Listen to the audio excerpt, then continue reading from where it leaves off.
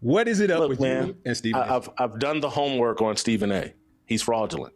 He's lying about his college basketball career. He's admitted he's lying about his college basketball career. If I sat in the media space for 20 years telling everybody I played for Big House Games and I got a full ride scholarship after knocking down 17 straight three-pointers in a scrimmage on a Sunday when they played a game on Saturday and they hosted a scrimmage on Sunday and I knocked down 17 straight three-pointers and they gave me a scholarship on the spot.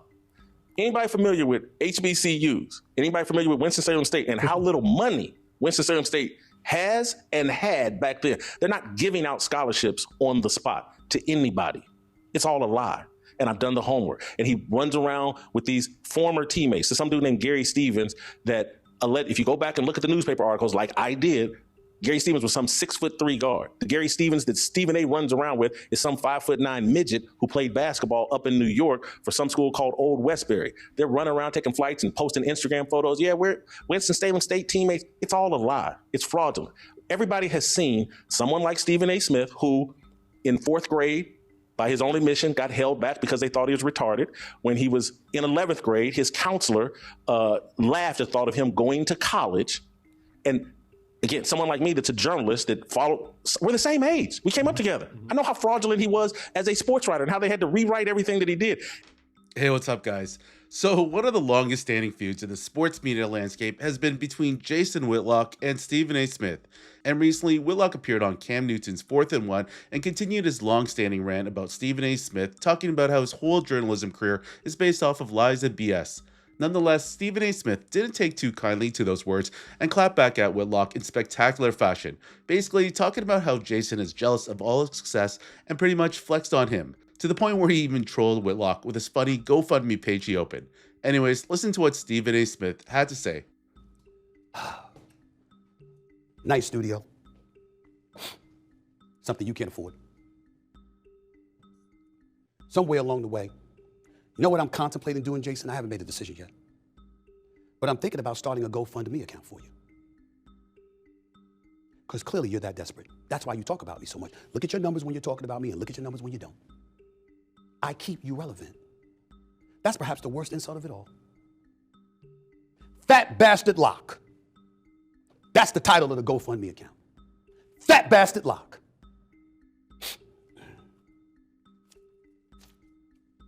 That's for you, my brother. Contrary to what you're willing to tell Blaze Media, you used to do that a lot, didn't you?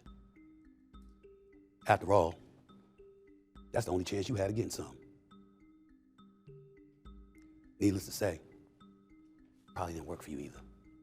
Because if anybody needs something, it's you. Cam Newton, next time, my brother, because you know I love you. You gonna interview somebody and bring me up? Don't just sit there and let them talk shit. Ask questions. Let them prove it. I'm a fraud? How? What facts do you have? I'm sitting there doing an interview with Glenn Bessinger the other day, and I talked about how growing up as a teenager, I saw a few people get murdered. Not like literally, you hear gunshots, oh shit, you turn around and somebody's gone. I'm lying about that according to Jason Whitlock, like he was in Hollis, Queens, New York 40 plus years ago. How would he know? I'm a fraud, and do you believe this or that? I'm a fraud. How do you know? I didn't write my own book. How do you know? If you're gonna bring me up and you're somebody that's in my inner circle and you talk to me, grill them. Don't just let them talk smack. For those of you who haven't heard the interview, I encourage you to go listen to it because Cam otherwise did a fantastic job. And I love that brother. And I'm gonna show up on this show as well. I bet you he'll have better questions for me than he did for Jason Whitlock, Emmanuel Acho, Marcellus Wiley. I have my disagreements with y'all from time to time, but I appreciate y'all comments about me. Play that, please. Both of them, back to back, so people could know how supportive they were of me. It sounds like a hater. Because again, say what you will about Stephen A, and I've said a lot. Stephen A is the best in the business. And it is not particularly close. So Jason Whitlock, to me, he might be right about Stephen A's basketball career. Who cares? Stephen A's not a pro basketball player. But he's dead wrong about Stephen A on TV. I think this was a low ball move. For sure from Whitlock, but it's on brand for him. And unfortunately, sometimes people just have a brand. What's crazy is like he's such a good villain. No, he's a great villain. Like I said, I give him credit for that. Like he's such a good villain. He goes at like women and children. Yeah. Like he does like the criminal thing you're not supposed to do. Any marginalized community, he's like, they can get it. Yeah. Mentally handicapped, don't Come care. on, man. Dropping the R word in 2026. You don't care. You don't He care don't care about at all. nothing, He bro. doesn't care. Bro, he all right, bro. And then the worst part though, he does it all under the guise of Christianity. That's the worst part. Like he does it all under. A lot of context. A lot of people do that under the guise of Christianity. Right? But like, it's the craziest thing. Tell me if this thought bubble was going in your head. Okay, even if it is a lie, that's why you hate him? Is because he's a fraud and he lied his way into this position? It's a lot of ways into it, but doesn't the end justify the means? I don't know. Some guys have lied themselves into great positions. Remember in the game when they were giving out all the jobs to the best players? Remember there was a day with Jerry Rice and Emmitt Smith, and they didn't do the best in media, but they gave them the job because they were the best at sports. Then we realized, nah, we don't need to give it to the best. We need to give it to just who can entertain, who can inform, right? So if Stephen A. didn't have the best sports career, does that really negate the fact that he is the best in sports media, the biggest in sports media? That's my thought bubble. Tell me if y'all had the same one. I want to say thank you for that.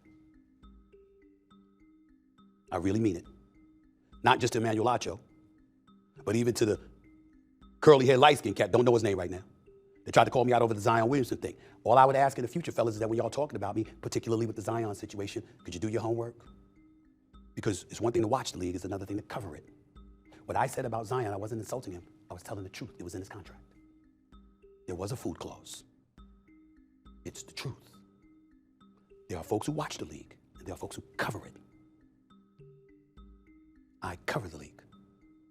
Remember that. Marcellus Wiley, appreciate you too. Although you could be a bit forceful, more forceful in addressing Jason, because you know a lot of brothers and sisters in the business, and you know what he's done. But I still appreciate y'all. Any kind of disagreement that we may have, or whatever, about a particular subject, ladies and gentlemen, please know I don't care. You have every right to disagree with me. I don't have any problem with anybody attacking my points and telling me why they disagree with me. I only got a problem when you attack me as a person. I don't think I deserve that, because there's a lot of people that have been in precarious situations at FS1 and ESPN and beyond, and you don't hear me saying a word.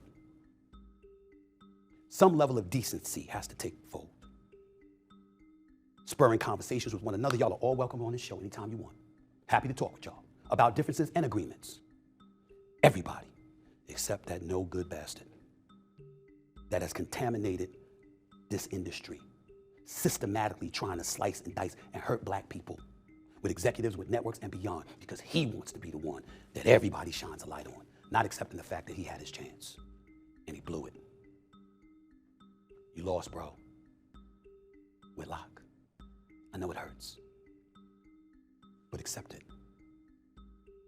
All this shit you talking is because I have whipped your ass in this industry. You are nothing. You're just lucky I'm not like other people who would see you. You know what they want to do with you, right? That's why you hide in Nashville. Damn near scared to come outside. Because you know the shit you've done to people. You know it was foul. You know it was lies. You know it was vicious. You know it was ungodly. But you don't care. Because you're you. Oh, by the way, did you know I was just honored Personality of the Year, Broadcast Associations of America? Did you know that there are colleges that are planning on naming buildings after me? What are they doing for you? Okay, so there's obviously no love lost between the pair. This is just a long-standing beef between the two, and they clearly do not like each other. I just don't see a world where these two can ever coexist in a room. That said, I don't see any reason why either of them continue to talk about one another. Stephen A. went years staying quiet before clapping back, but I will admit Jason Whitlock has made it a career of tarnishing Stephen A.'s name. Anyways, what do you think about this beef, Ben? Who do you think is in the right?